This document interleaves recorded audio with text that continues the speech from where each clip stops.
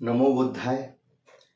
सगळीकडे आता जो प्रश्न आहे म्हणजे विशेष म्हणजे तुम्ही थंबनेल वाचल्यावर तुम्हाला एक प्रश्न पडला असेल की या विषयावर बुद्धांचा काय संबंध येतो. आता खरं म्हणजे सगळीकडे आता आरोग्याचे प्रश्न निर्माण झालेले आहे. कोणाला वजन वाढवायचं आहे, कोणाला वजन कमी करायचं आहे. पण अशा परिस्थितीमध्ये अधिक जर संख्या आपण पाहिली तर यामध्ये ज्यांचं वजन जास्त वाढलेलं आहे त्यांना कमी करण्यासाठी अनेक प्रयत्न करावे लागतात, अनेक औषधं घ्यावे लागतात, आयुर्वेदिक उपचार करून पाहतात, उपास धरून पाहतात, डाएट बदलून पाहतात, सगळं करून पाहतात, तरीही त्याचा परिणाम होत नाही.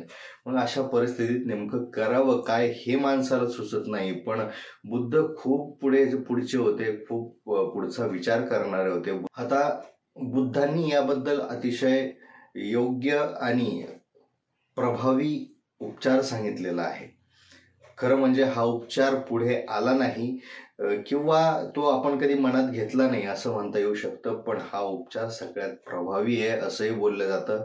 आता नेमकं वजन कमी करण्यासाठी बुद्धांना काय सांगितलं हे या व्हिडिओच्या माध्यमातून पाहूया. नमस्कार, मी सूरज कुमार उषाबाई सुधाकर आणि तुम्ही पाहताय पिंपळाचं पान.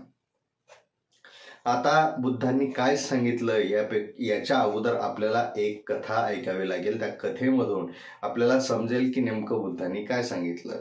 आता एकदा झालं काय की दोन जण त्यांच्याजवळ भंतेजी व्हायला गेले, म्हणजे त्यांचा धम्म आचरणात आणायला, धम्म स्वीकारायला गेले. त्यातला एक जण होता अतिशय जाडा माणूस, त्यातला एक जण होता अतिशय वाळला माणूस, म्हणजे कमी वजनाचा माणूस. आता दोघंही गेले. दोघांनी सांगितलं की तथागथा, आम्हाला आमचं तुमच्या धम्मामध्ये यायचं आहे, आमचं जीवन समृद्ध करायचं आहे, असं एकूण बोलणं झालं. तेव्हा बुद्ध म्हणाले ठीक आहे, आता काय करा, 1 महिन्याचा वेळ घ्या किंवा 21 दिवसाचा वेळ घ्या, 1 महिन्याचा वेळ घ्या आणि ज्याचं वजन कमी आहे त्यांना थोडंसं वाढवून यावं आणि ज्याचं वजन जास्त आहे त्यांना थोडंसं कमी करून यावं आणि ते करून आल्यानंतर आपण पुढचं सुरू करू, धम्मदीक्षा द्यायला सुरुवात करू. दोघंही तयार झाले, दोघंही परत गेले. त्यातला जो वाळला जो माणूस आहे, कमी वजनाचा जो माणूस आहे, तो परत आला आणि दुसराही जाड माणूस परत आला. अशा वेळी त्या दोघांना विचारलं, पण वजनात कोणाच्या काही फरक पडलेला नव्हता. तेव्हा बुद्ध म्हणाले की तुमची आताची गरज काय ते ओळखा आणि आताची गरज ओळखली की तुमची जी परिवर्तन करण्याची इच्छाशक्ती आहे ती आपोआप समृद्ध होईल. म्हणजे कोणतंही काम करायचं असेल किंवा तुमच्या शारीरिक गोष्टीवर तुम्हाला जर मेहनत घ्यायची असेल तर त्याची सुरुवात ही इच्छाशक्तीपासून होते आणि तत्कालीन गरजेपासून होते. तत्कालीन गरजेतून आपल्याला इच्छाशक्ती मिळत असते. म्हणजे तुम्ही कितीही खाणं बदललं, कितीही औषधी बदलल्या, कितीही उपवास केले, डाएट केलं, काहीही केलं, तरी जोपर्यंत तुमच्या मनाची इच्छाशक्ती तुम्हाला तयार करत नाही, ती तयार करता येत नाही आणि मेहनत घ्यायला तुम्ही तयार होत नाही, तोपर्यंत बाकीचे कितीही नुसके वापरले तरी काहीही होणार नाही.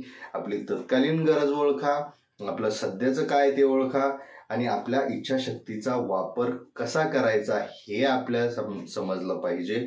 तर वजन कमी करणं किंवा वाढवणं हेच काय, तर आयुष्यातली प्रत्येक गोष्ट, प्रत्येक चॅलेंज, प्रत्येक समस्या ही चुटकीसरशी नाहीशी होऊ शकते. इतकं मोठं तत्वज्ञान बुद्ध सांगून जातात, पण आपण कोणत्याही पद्धतीनं बुद्धाचं तत्वज्ञान इतर गोष्टीशी जोडत नाही. आता खरं तर ते तत्वज्ञान वजनाशी जोडणं हे माणसाला आपण कधी विचार करत नाही. पण हा जर मेसेज आपण घेतला, त्यांचा उपदेश आपण जर घेतला, तर मेहनत सुरू केली तर वजन कमी व्हायलाही वेळ लागत नाही. अर्थातच आपल्याला याबद्दल काय वाटतं कमेंटमध्ये नक्की सांगा.